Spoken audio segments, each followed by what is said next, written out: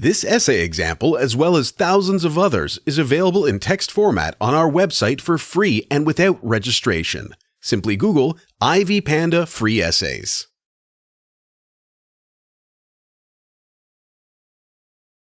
An independent variable is manipulated and controlled by the researcher. On the other hand, the dependent variable is the one that is observed and measured so as to understand the effects of manipulating its independent counterpart. However, these two variables are not the only ones present in an experiment. Extraneous variables may also be present and play a significant role in influencing the research. If a researcher wanted to study the effects that inadequate instructions have on the level of anger or frustration, variable identification is requisite.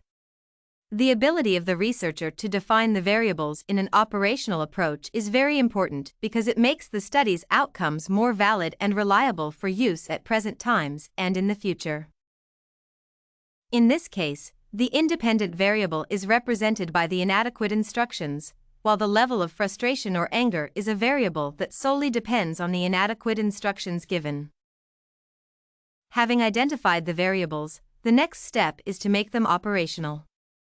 At this point, the researcher should select a concept to ensure that anger is a result of the instructions given. However, the concept chosen should be within the limits of time, feasibility, and financial ability. For instance, a researcher, in this case, may come up with a rewarding competition where the competitors are given limited instructions. The competition may be presented in the form of an aptitude exam. It should be clearly stipulated that a competitor can only win by completing a given task within a specified time frame. When a short but logical period of time is set, it may result in frustration for the subjects being studied. In order to measure anger, various methods could be used. For example, an oral interview at the end of the competition may give the researcher an opportunity to evaluate anger or frustration levels, especially for those who did not win.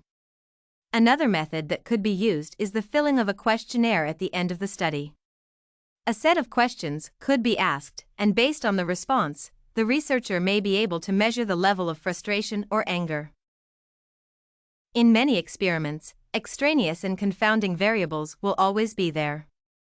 An extraneous variable can be described as an unwanted variable that influences the experiment other than the variables being studied.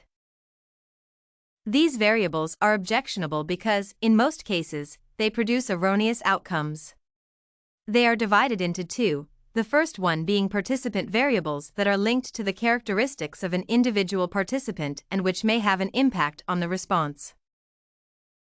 These variables may include factors like intelligence, mood, and background differences. In the example of the aptitude test case given here, the extraneous variable might be the pre-knowledge that competitors have on the questions being asked. If the competitors had seen the questions, then they might have had an easy time and, as a result, may not have shown any signs of frustration. The other category of extraneous variables is the situational ones, which are associated with environmental factors that may influence the response of the participant. For example, if the test is being given in a room that is very hot, the high temperature may frustrate some participants while others may remain comfortable despite the impediment. In conclusion, extraneous variables should be avoided as much as possible by carefully choosing a concept that will ensure they are minimized. For instance, the researcher should ensure that the test is being given in a room where all the participants feel comfortable. The room should neither be very cold nor very hot.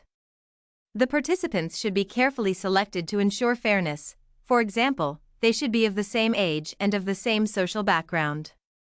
Failure to alleviate these variables may produce incorrect results and, therefore, compromise the validity and reliability of the research. Did you like this kinds of variables and their uses sample? To get more works like this one, make sure to check out the database of academic paper examples at ivypanda.com. You will find thousands of samples for all your study needs.